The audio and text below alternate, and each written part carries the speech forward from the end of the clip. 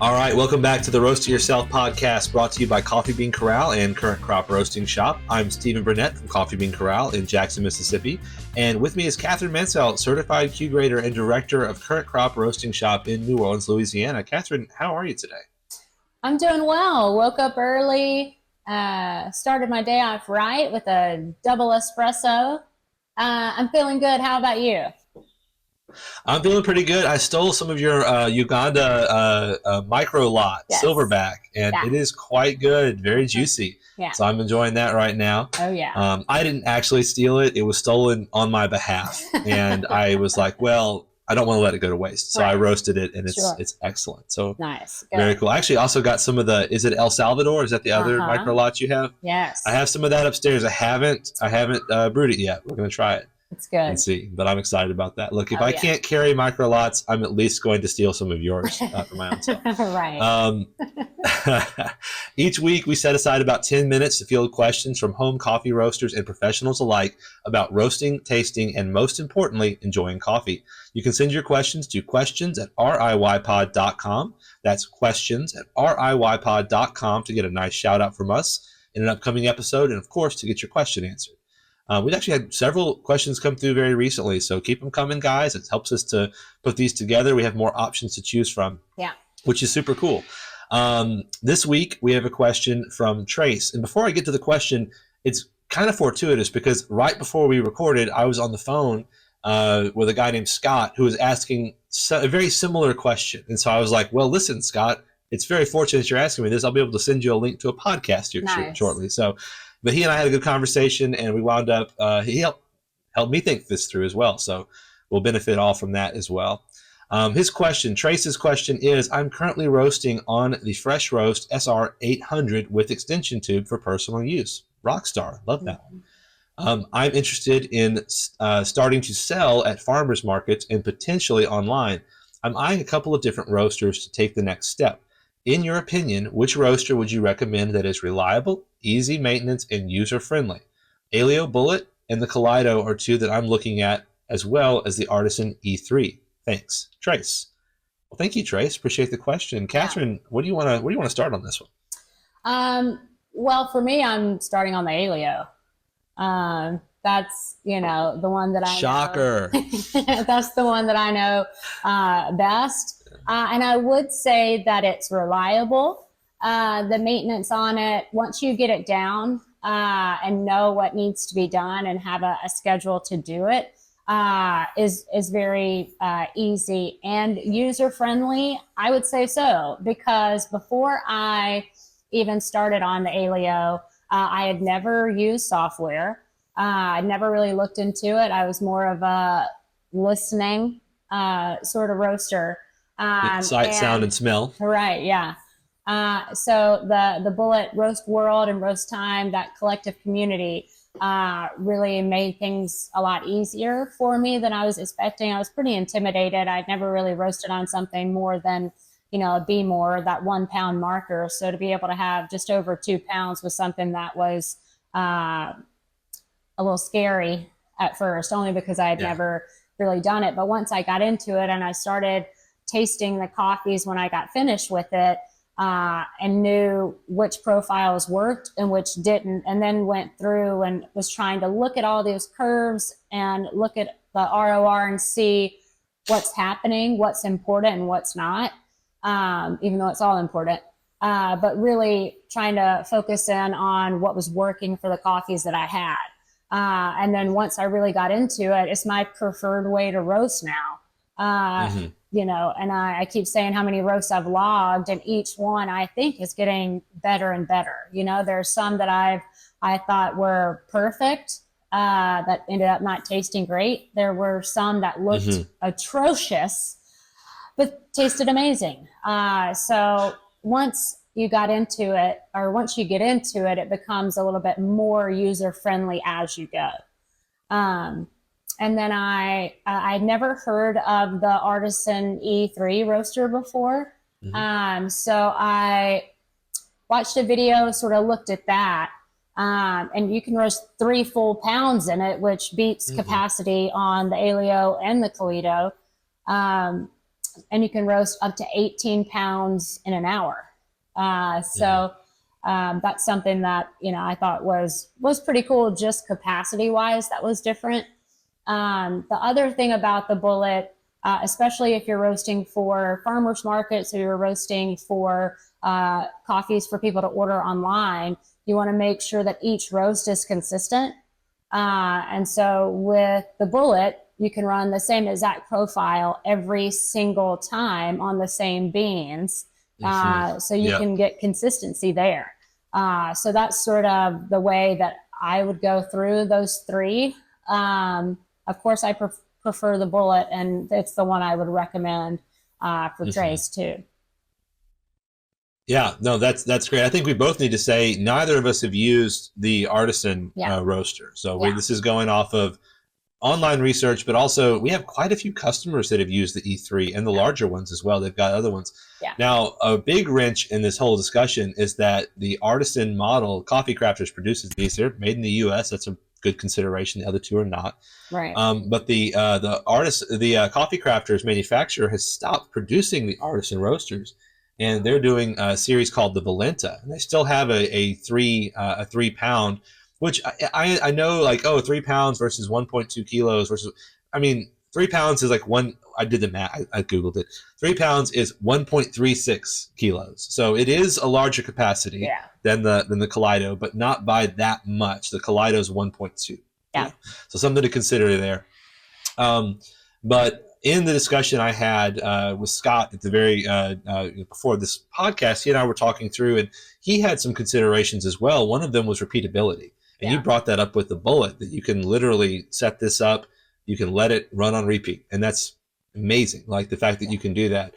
With the Artisan roasters, or the Artisan old model, or the Valenta, the new model, you can buy, I think it's called Copilot. It's like their automated thing that you can program out. Yeah. From what I understand, though, that only controls the heating element. You still manually control the airflow, the loft of the beans throughout. So as you and I know from using the fresh roast, and as as anyone who's used the fresh roast, including Trace, our questioner, when you adjust the fan, you affect the heat in a big way. So that's something to consider, that the programming on the Copilot is going to control the heat, not the fan, from what I understand. So that's thing too. Something else to consider, and this is something I brought up with Scott on our phone call, is, are you roasting in a climate-controlled environment? Are you roasting like in a garage or something like that? And the reason being, if you're roasting in a climate-controlled environment, it kind of levels the playing field.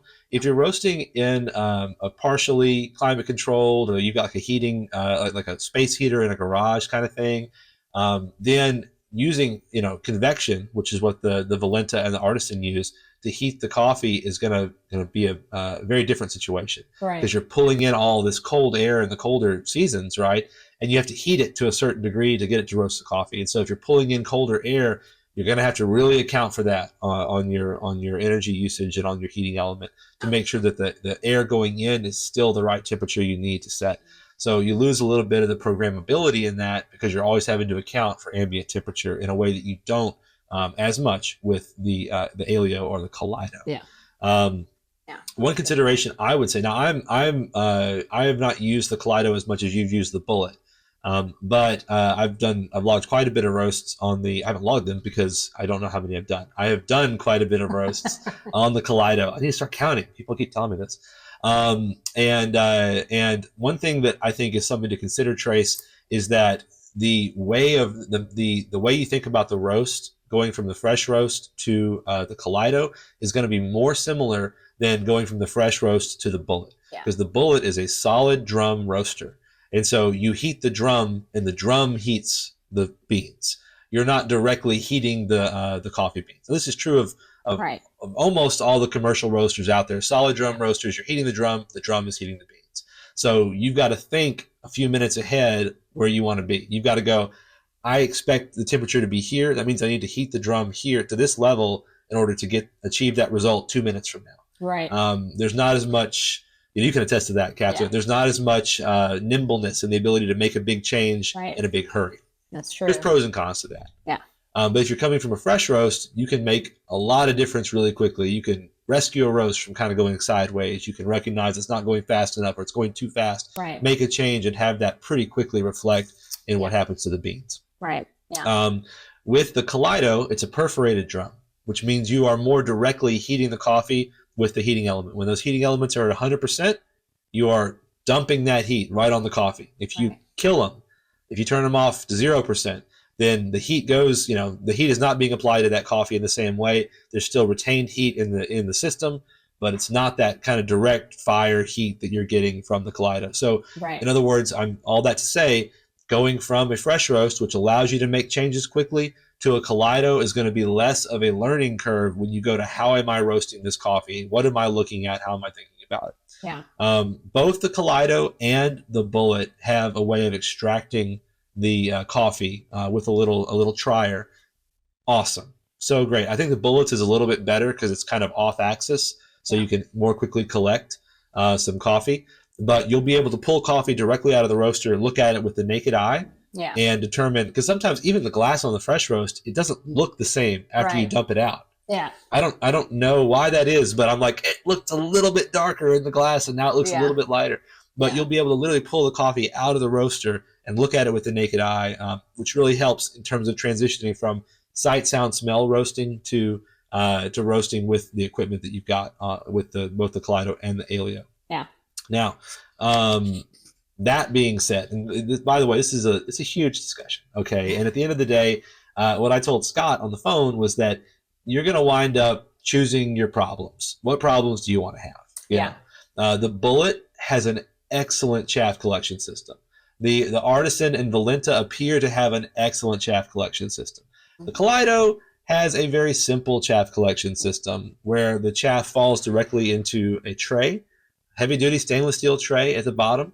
It's all open in there, so you've got the fan, the perforated cage, the drum, and then you've got the heating elements up top. Mm-hmm. There's a mini, I don't want to say chaff fire because that's kind of a scary phrase, but you get embers in the chaff collector every single roast. Every roast I pull it out like, there's a little bit of glowing red. No big deal. Dump it out, put it back in and it's okay. Right. It's a little less elegant than the other two chaff collection models.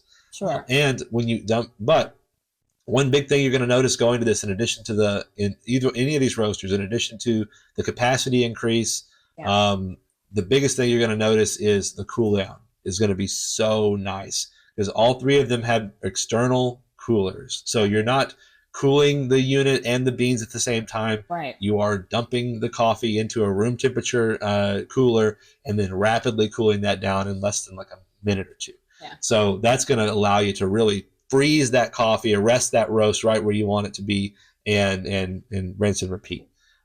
So that is something to consider. Catherine, I feel like I've been rambling for a little bit about this. And if we hit everything that needs to be hit, do you have anything else you want to say?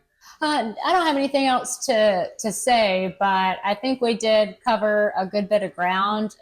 Definitely gave Trace some things to think about, some other things to look into. I really like the part where you said you're picking which problems you're going to have because each roaster is going to have pros and cons. It really just depends on which ones you want to deal with. So I really like that. So hopefully we've given him some information that will be helpful to make this decision. Yeah. Now I can't imagine that weighing in on three of the most popular roasters in this class could be controversial at all. Yeah. I'm sure we've said nothing today that anyone online is going to have a problem with or disagree with. But in case you're one of those rare people that expresses negative opinions online, I'm going to give you an invitation, open invitation. If we missed something, if we left something out, if we said something wrong, absolutely. Like, get in there and tell us. Like, you got to correct us. We can't let us just run around here saying stuff and being wrong about things. Share your opinion. Share your opinion. We want that secretly, and I hate to tell you this, it will help us grow. When we get comments on our stuff, it tells the algorithms to, people care about this. We should let more people see it. And so if you give us negative, positive, everything in between comments, all that's going to do is, A, maybe correct us, but B, it'll give more people access to what we're doing here and help more people get into this awesome hobby that we all enjoy so much. Yeah. So, dear listeners, if you have any different perspectives, please drop those in comments. Let people know. Share this with other people. If you know somebody who's in the roasting world and looking to level up, so many people. Scott, I was talking to earlier, he got his fresh roast a year ago, and his friends started saying, "Man, when are you gonna start selling coffee? I'd buy it from you. I'd buy it from you. I'd buy it from you." Yeah. It's if you're not careful, you're going to wind up owning a business. That's And right. the question is, can you do that well? That's what we're here to help with. We're here to help people go and get everything they want out of roasting coffee. We want to help you get that. Yeah. If you want to have a business, we want to help you create a business. If you want to enjoy the hobby, we want to help you enjoy the hobby. If you want to become amazing and nail a roast, we want to help you with that too. All of that stuff. That's why we're here. So we're excited to watch the Roast Yourself podcast continue to grow and reach more people. Need you guys to do that. Thank you so much. We could not do this without our wonderful coworkers and the people that help us to look good and sound good and give us the opportunity to even have these conversations and put this out there for everyone to see. So we want to thank you guys very much on that. You can remember to send your questions, any question you have about coffee roasting, tasting, or enjoying, to questions@riypod.com. That's questions@riy. That's roast it yourself, riypod.com. Otherwise, have a great day and happy roasting. Thanks, Trace.